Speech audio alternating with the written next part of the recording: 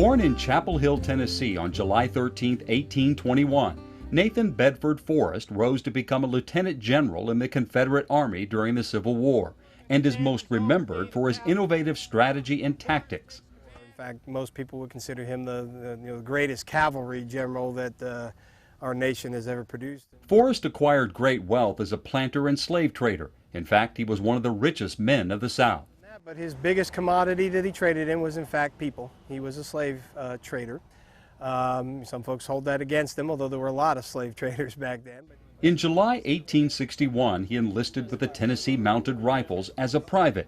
Seeing how badly equipped the Confederates were, Forrest offered to buy horses and equipment with his own money for a regiment of Tennessee volunteers. He actually joined as a private in an infantry regiment first, but then decided he didn't like that, so he decided to recruit and equip basically his own cavalry regiment.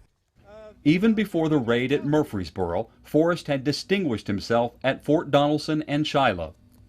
And for him, I think a lot of it is that, he was not saddled with, pardon the pun, West Point training. But this whole concept of the deep in-country raid, the behind-the-lines thing, that's kind of not something that was really taught at West Point. And so you had to kind of figure it out from scratch. And so in a lot of ways, I think that helped him because he didn't have to unlearn anything. He just had to figure out what worked. Union Colonel William Duffield arrived in Murfreesboro, Tennessee, commanding the 9th Michigan. The following day, the Union garrison was attacked and defeated by Forrest in the First Battle of Murfreesboro. Colonel Duffield was wounded and captured during the attack. An effective disruptor of the Union Army, Forrest had been ordered to launch the Confederate cavalry raid into Middle Tennessee using Texas and Georgia Rangers. Like the raid here in Murfreesboro, what Forrest sees is if he takes his cavalry from Chattanooga, gets behind the enemy and smashes one of their most important supply depots, keeping the Army going on to Chattanooga, then, you can really put a dent with just a small group of men on horseback. You can, as it turns out, literally change the ebb and flow of warfare in this theater. On the morning of July 13, 1862, Colonel Duffield and the 9th Michigan Infantry were camped at Oaklands when Colonel Forrest charged into Murfreesboro and overpowered the Federals camped there. That day was a good day for Forrest and a bad day for being in blue. Forrest came into town. He had gotten some information how the two Union regiments that made up the bulk of the garrison here, the 9th Michigan and the 3rd Minnesota, were encamped pretty much out of supporting distance of one another, and so made his plan to come in with a lightning strike, which he did. He grappled with the 9th Michigan here at Oaklands.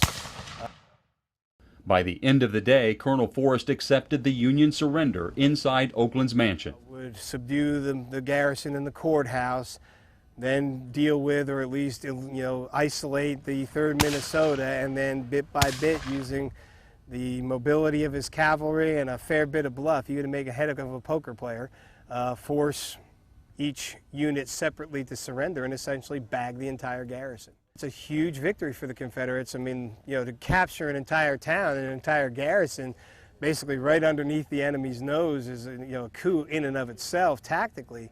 But then again, what it does is it really impacts the war effort on the Union side and really brings to a grinding halt the seemingly inexorable advance to Chattanooga. By all accounts, Forrest was an imposing figure. At 6'2" and over 200 pounds, he was physically intimidating. But Forrest doesn't stay long to savor victory at Murfreesboro. Remember, you've got your main army that is grinding through Middle Tennessee and northern Alabama, so they're not on their own. You have a major garrison in Nashville, and have had since the fall of Fort Donelson. So, in fact, that's why Forrest leaves. He doesn't even stay here the whole day. He'll leave because he knows the response coming from Nashville or other places will be large and too large for him to handle. Forrest's Cavalry Corps wasn't only about speed and firepower. His men were skilled swordsmen. From McMinnville, Forrest strikes the railroad again. He went and struck the railroad again between Nashville and Murfreesboro. He also hit Lebanon, Tennessee. And then he would peel back towards Chattanooga for a while. Then, in the winter of 1862, Forrest goes on a deep raid on Grant's Army of Tennessee, attacking their supply line in West Tennessee in concert with Earl Van Dorn, who would attack Holly Springs, Mississippi. The two of them together would essentially do the same thing. They would arrest the Army of the Tennessee almost in its tracks as they basically gutted their interior lines.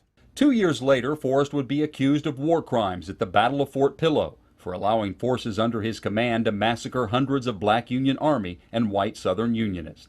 There are quite a few primary accounts, even coming from Confederate sources, that do tell us that in fact some were actually shot after surrendering. This has been a History Break, brought to you by City TV and the Stones River National Battlefield.